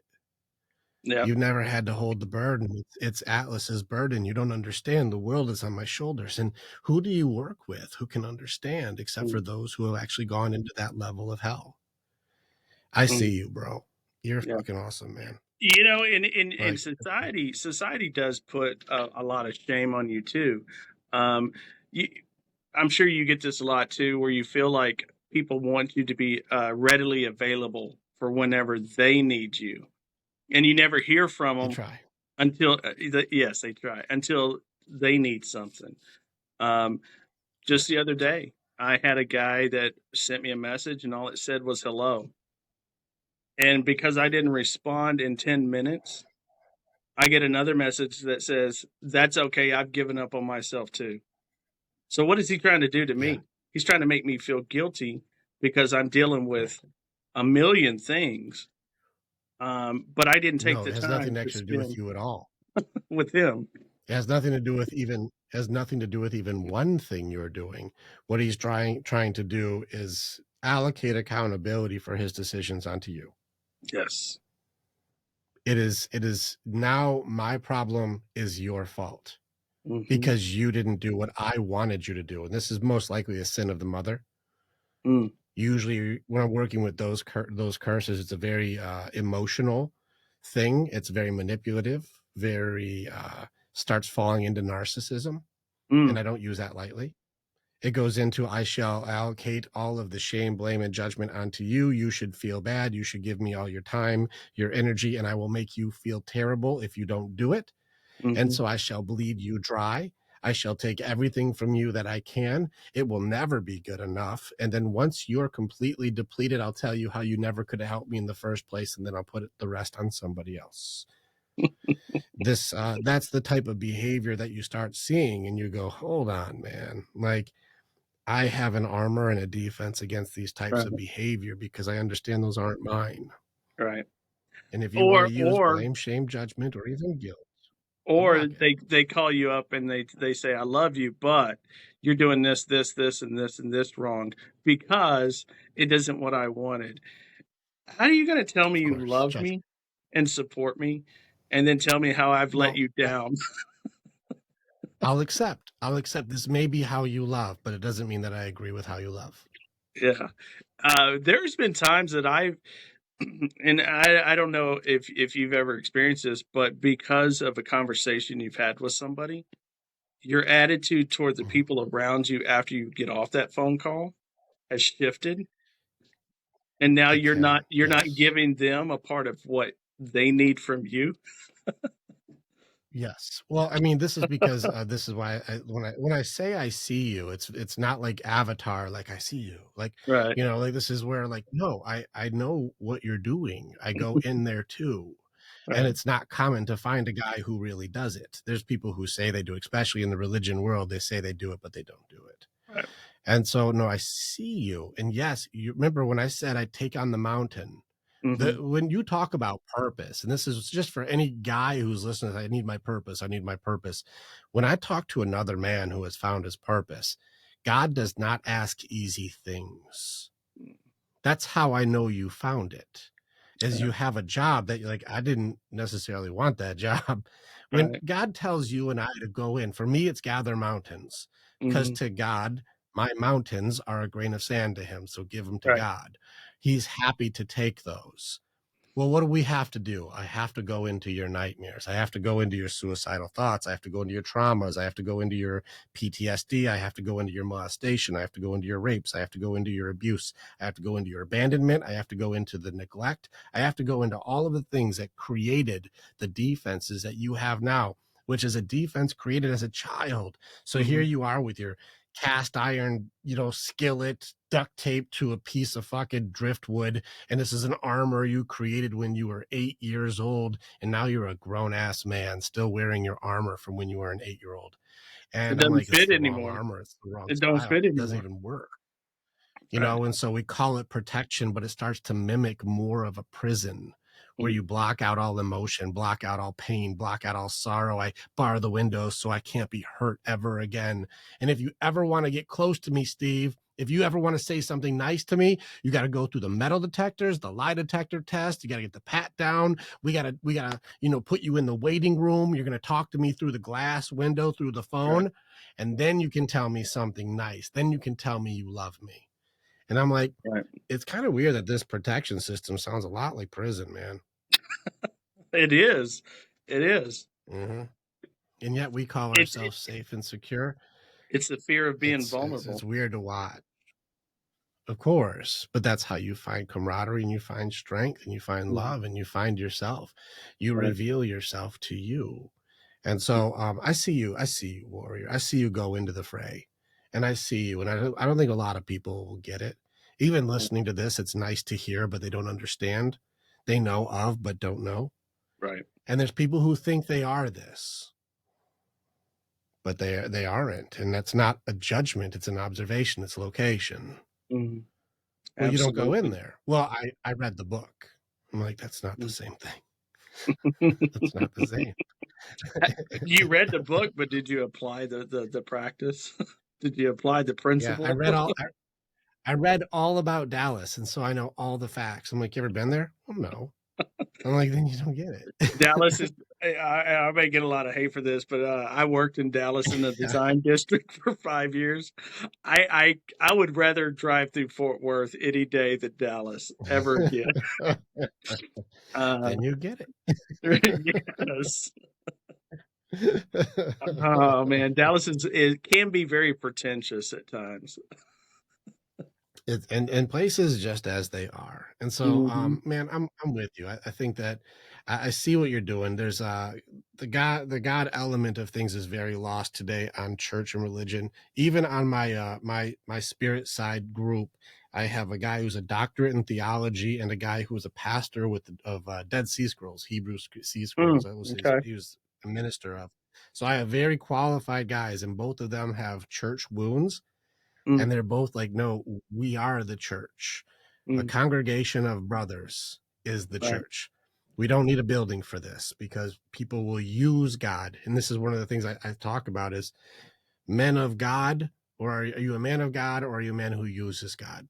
mm, And people will use God to say you should tithe to me, you should give me more, you should act this way, you should, and watch the shoulds, because Right. Jesus is like, it's not about the shoulds. Slow yourself You know, down, it's man. funny you say that because, and this leads to my point here. The only time Jesus ever showed his anger was when his father's house wasn't being used properly.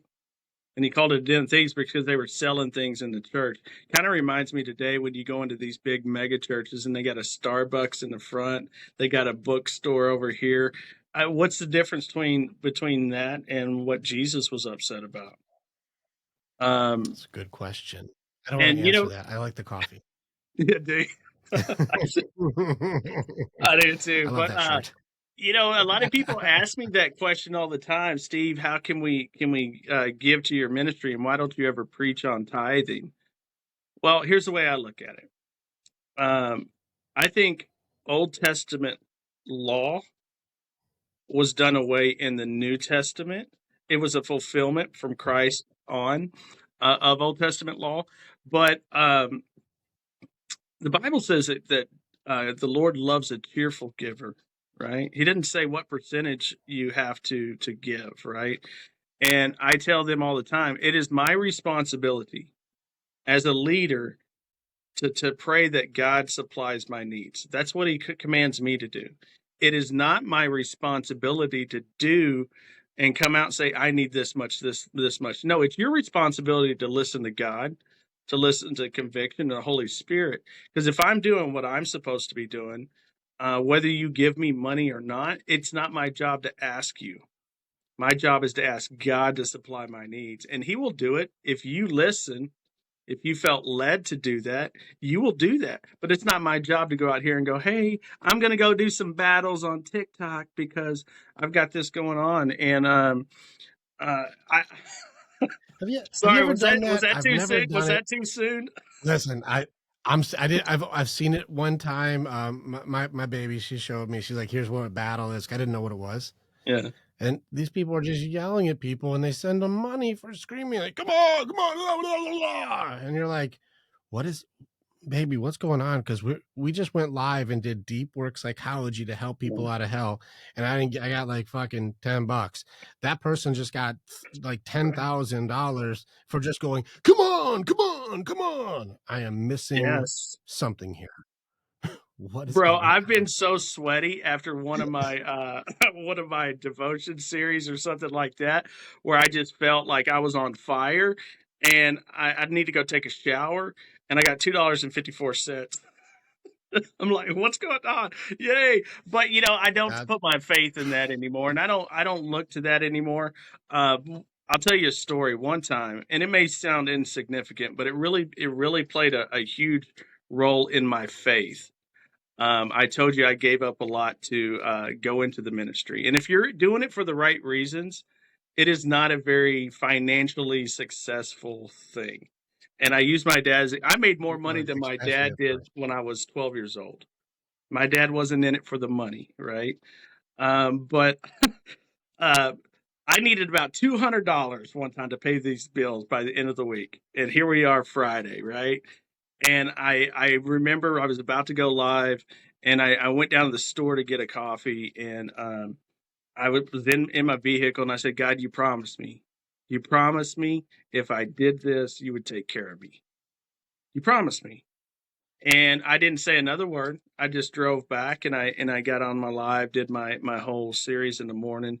And after I got off my live, my Cash App started going ding, ding, ding, ding, and it was exactly $206.35. And mind you, I needed $200.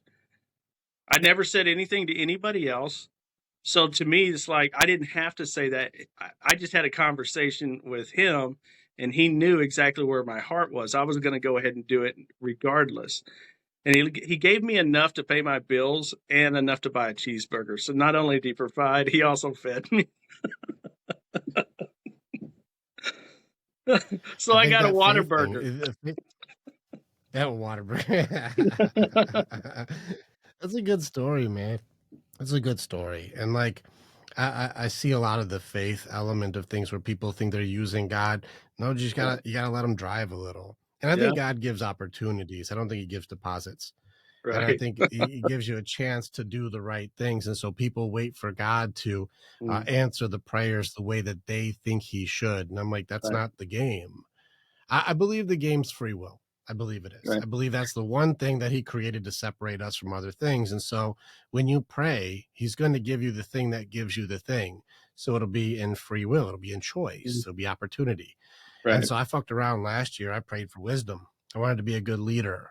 I prayed for wisdom. I have an organization, it's growing, it's doing very well. The things are doing well. So I prayed for wisdom. God, lead me the way. And God's like, all right, you want some wisdom? I'll give it to you. And so I hired some guys and I hired some stuff and I hired some people who were like, we're going to do some big things, do some big things. And they, it didn't work out. They didn't fulfill their end. It wasn't Right. piecing together. It was kind of not working. And I lost probably close to 6 figures on trying to get this group to work. I lost a lot of leads, a lot of good men fell to the Mm, wayside, a lot of bad stuff happened, poor leadership on my side. And I'm like, what the heck, God? He's like, you wanted wisdom. You're gonna learn from Nothing this. teaches you faster than losing. You're gonna You learn getting from your ass this. kicked teaches you way faster than winning. So you wanted wisdom, triple XP. I'm going to have your stuff all get screwed up. And you know what? It Yeah. leveled my leadership quick because Yeah. I'm like, I could never do that again. And so now my group runs strong, but I Mm. couldn't do what I was doing then. It was very expensive, but I prayed for wisdom. You pray That's for why. That's why I understanding, you're going never to be pray in for patience. people, he'll give you what you need for it. I want Right. understanding. God, give me understanding. He's like, get ready to be in some stuff you don't understand then, Exactly. because this will give you a chance to practice. He's like, you know what I want? God, I want more money. I want more money. He's like, guess what? I'm going to send you a whole bunch of job offers, but you know what your greatest ability is going to need to be?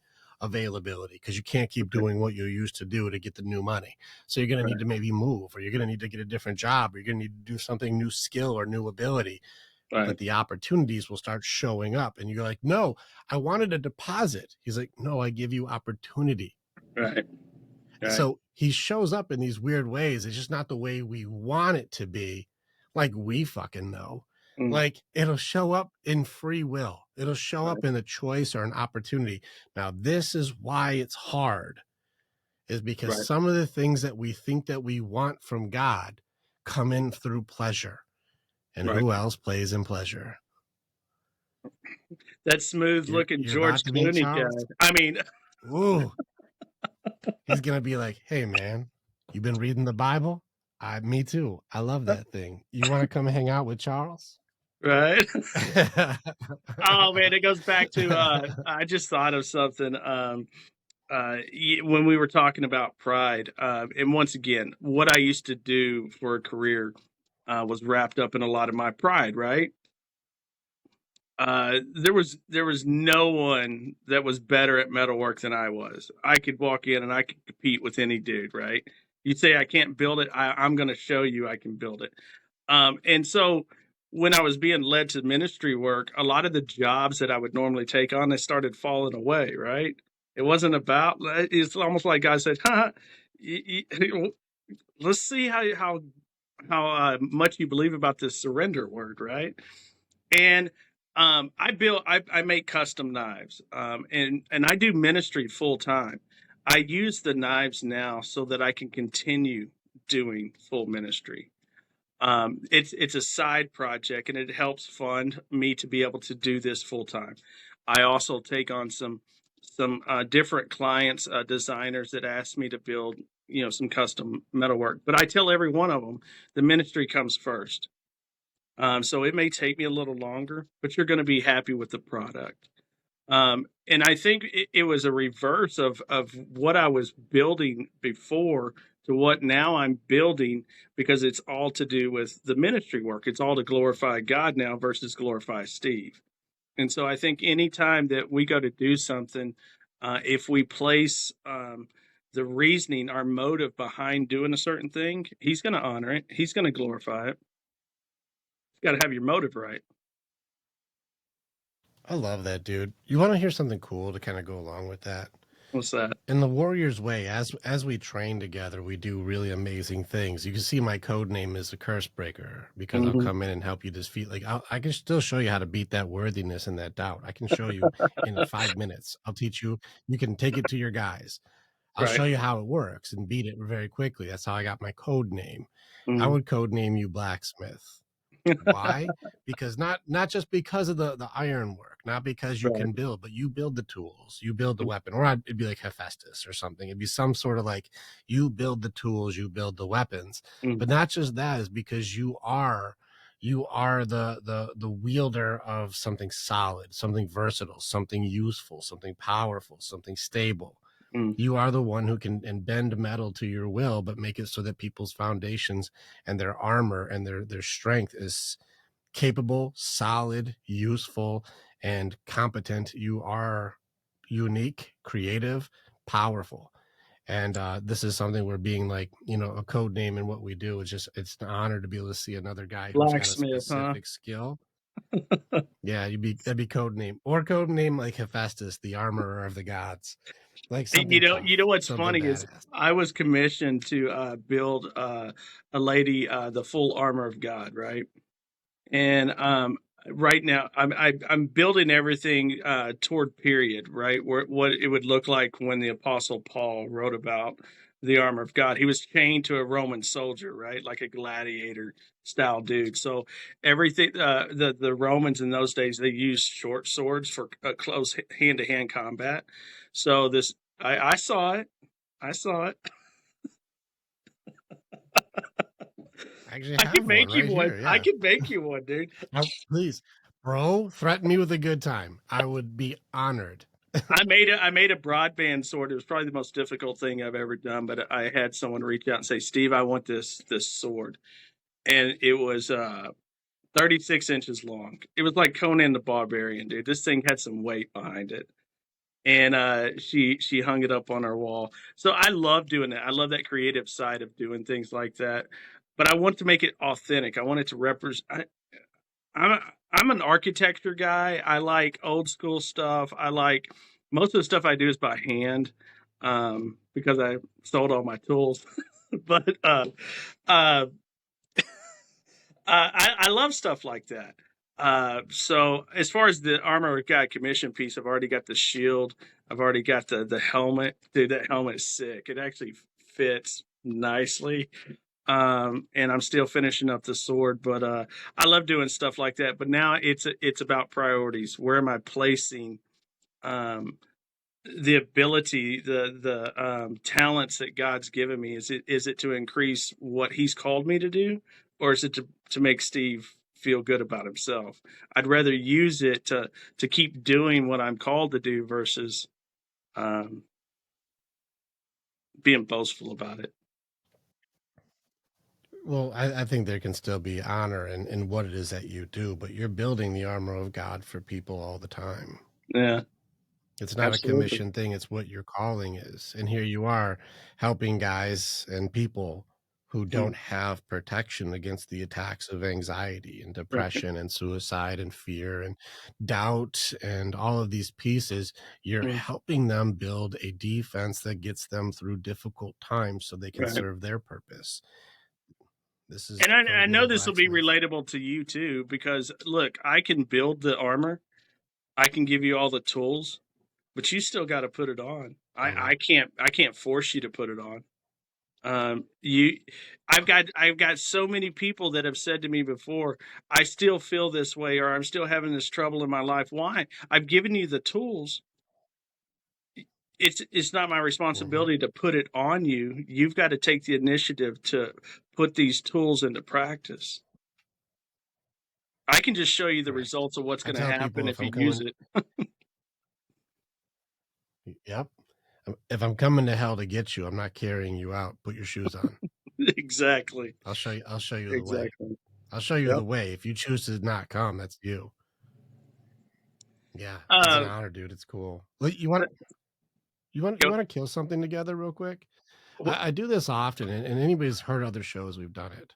Okay. But like, let's tackle that worthiness for people. That thing where like, I don't know if I feel qualified or worthy of this thing. Let's fight a doubt curse for Listen, people you know because what? I it's know the that I know that I'm worthy.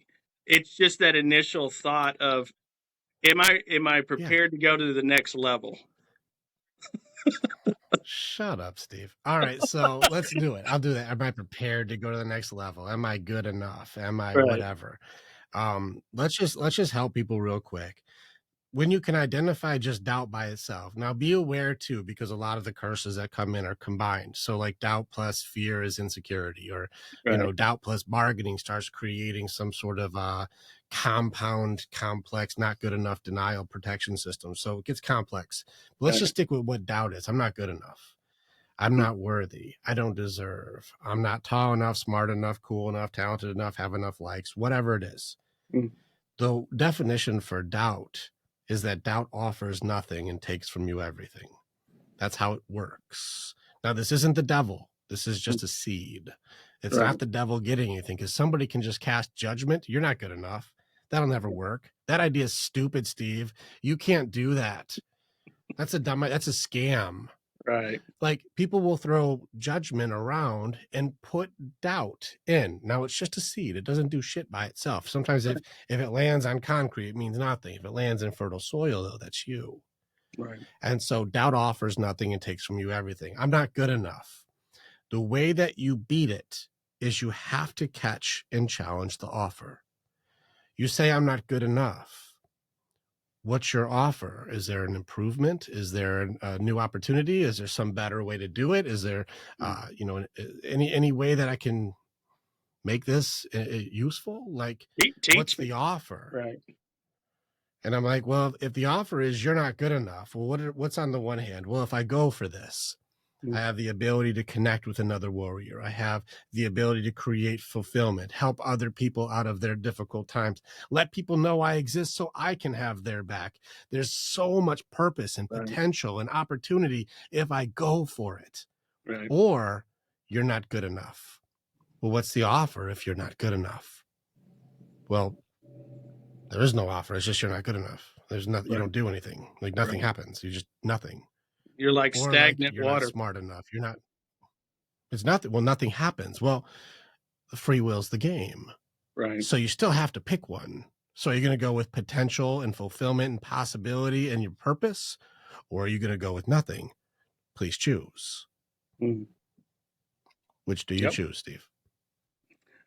I And so this choose is I where, choose to move forward.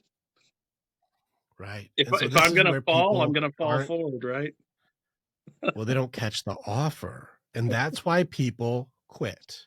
Right. That's why people bail. That's why people think they have to get out is because like that'll never work. Well, Right. what's the offer? I didn't make an offer. I just said it's not going to work. I'm like, so you don't have like an improvement or a better way or anything. It's just you said that won't work. Well, that's a scam. Mm. Okay, do you have a better way to do it? Well, no, I just think it's a scam. I'm like, so you got nothing. You have no offer. Okay. If you can start catching that judgments and these offers for nothing, Mhm. what they are, doubt offers you nothing at all, but it wants to take your dreams, your vision, your purpose, your love, your compassion, your empathy, Trust everything, it. everything you have. It wants all of it. But it's not the devil. This can just be a seed. Mm. He's not around doing this because once you rip the root out, you're like, I decline that offer. And then it means nothing because that's Right. what it was the whole time. Right. And so if someone goes like, I don't know if I can do it, I don't know if I'm good enough, Steve, you're like, well, what's the offer? Well, what do you mean? Well, what are you going to choose if you believe you can't do it? Well, nothing. I'm like, okay, or you can have a whole lot of everything. Like, which one do you want? Right. I'll Absolutely. challenge the offer. If you realize this, it's just simplicity becomes genius when it comes to breaking these curses. Right. Who Right. cares who was on my show before? I get time with you today. And I salute you as a fellow warrior Well, because we don't I need appreciate fame the to walk into opportunity hell. for I honestly do appreciate the opportunity. This is something that I believe my ministry is leading to. Like I said, more speaking engagements, more podcasts.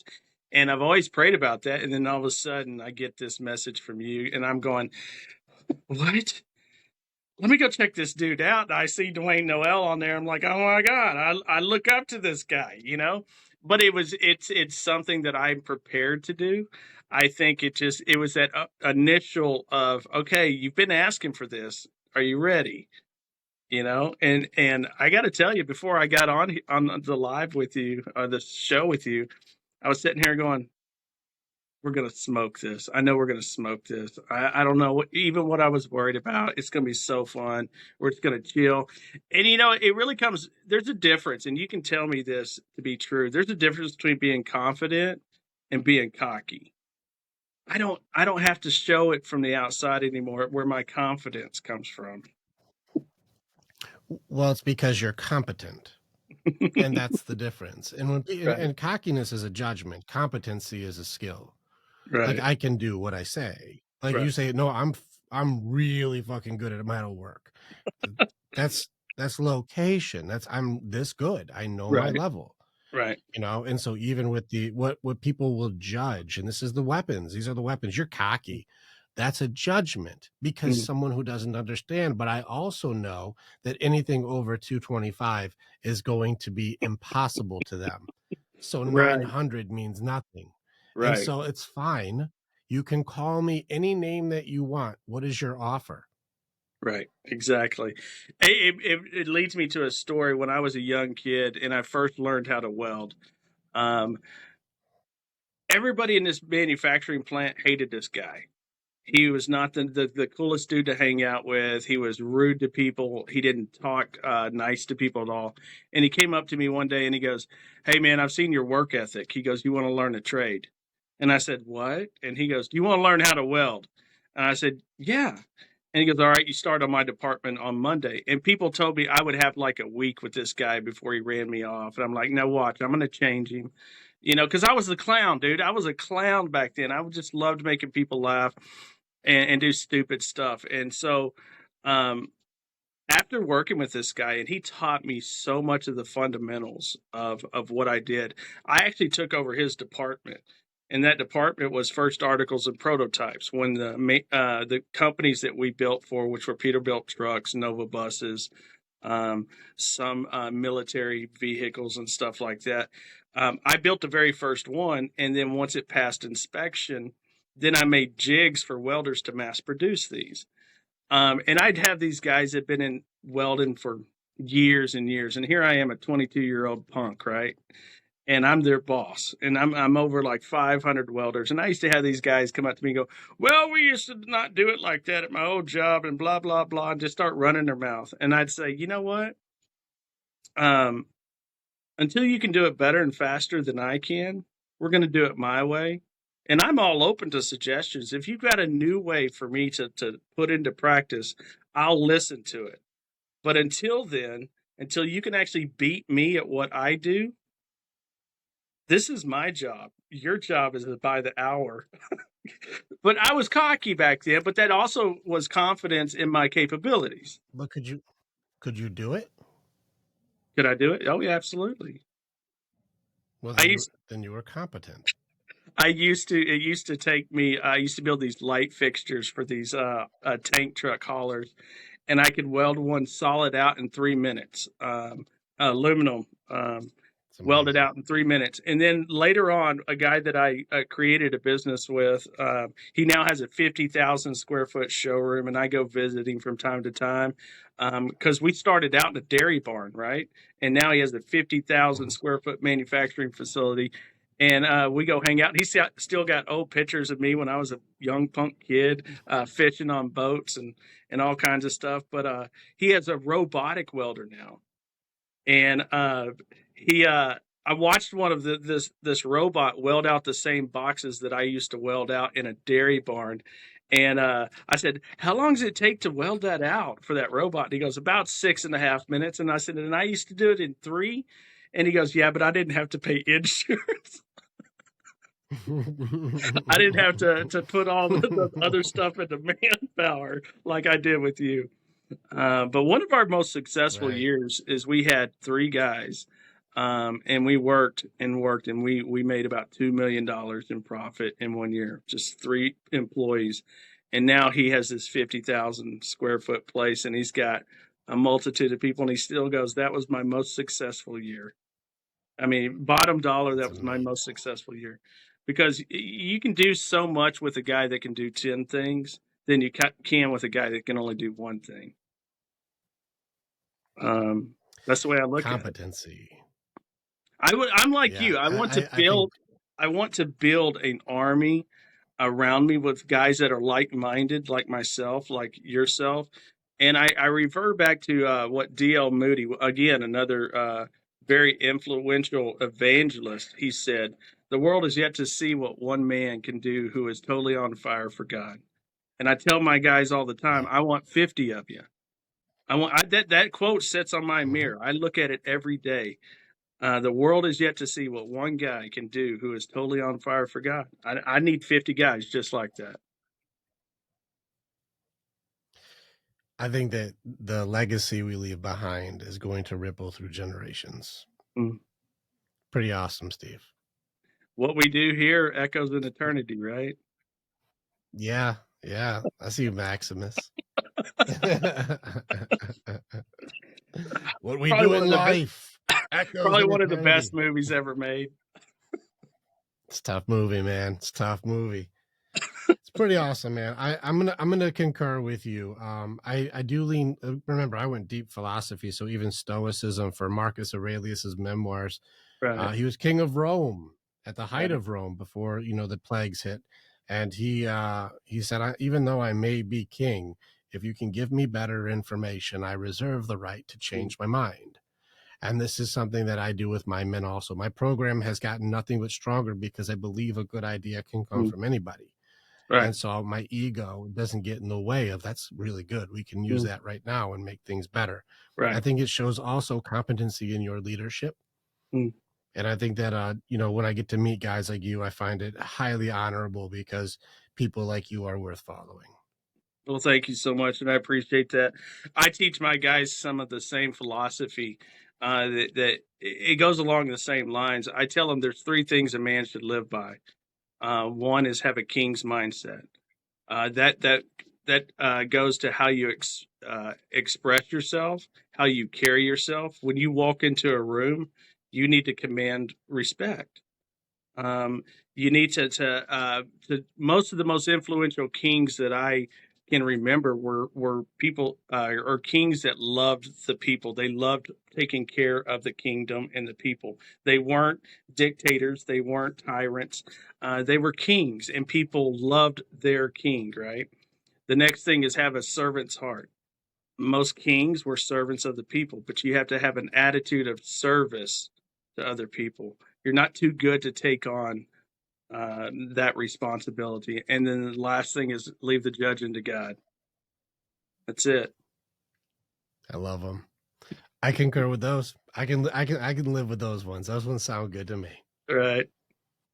All right, Steve, it's an honor. We got to get out of here in a second here. Is there Absolutely. any way we can lead people to your ministry? If you had a request from God, a $200 that you need for your next level, what would the request be and how can people get in touch with you? Man, well, I'm on several different platforms, but most of the things that I do are on TikTok at the moment. It's just under my name. I didn't make up some fancy name. I just used my regular government name. I wasn't cool enough to come up with something. But if you do a Google search on me, all it's going to pull up is the Director of Homeland Security, which him and I have the same name, which is a cool thing for me. But yeah, you can get in touch with me on TikTok. It's the Band of Outlaws Ministry. Like I said, we're in the process this year of turning into a nonprofit outreach ministry, legal by legal standards. Anyway, we've been doing this a while now. It's time to branch out and do more. And to do that, we need more participation, right? It takes funding, that type of thing. But I do a live every Monday through Friday, 10 a.m. in the morning. I had someone fill in for me this morning, which is cool that I've got guys now that will fill in for me, right? So I can be on a podcast with Rick Yee. But I do that Monday through Friday, and Sunday we do what we call as interview with an outlaw, where my guys get to come up and tell their testimony, tell their story, and we turn the chats off. There's no one that can comment because it's kind of like a one-on-one, like what you and I are doing. And then Tuesday night we do a prayer live where people come in and we pray for their request right on the spot. Wednesday night I do a question and answer session. So yeah, I go live about 11 times a week. It's busy, man. That's a It lot. So is. jump in, subscribe to Steve, jump on, interact, get involved, donate, do whatever you need to do. But like, I think they need to plug in with you. And so check you out. I like the Band of Outlaws with a Z, Yeah, with the Z, break the because S is rules reserved for with a Steve. Z. Yep. But Band of Oh man, Outlaws with a Z ministry. But like, subscribe, jump in, get involved, and it's an honor, Steve. Thank you so much for the time, brother. thank you too. I appreciate it, Rick.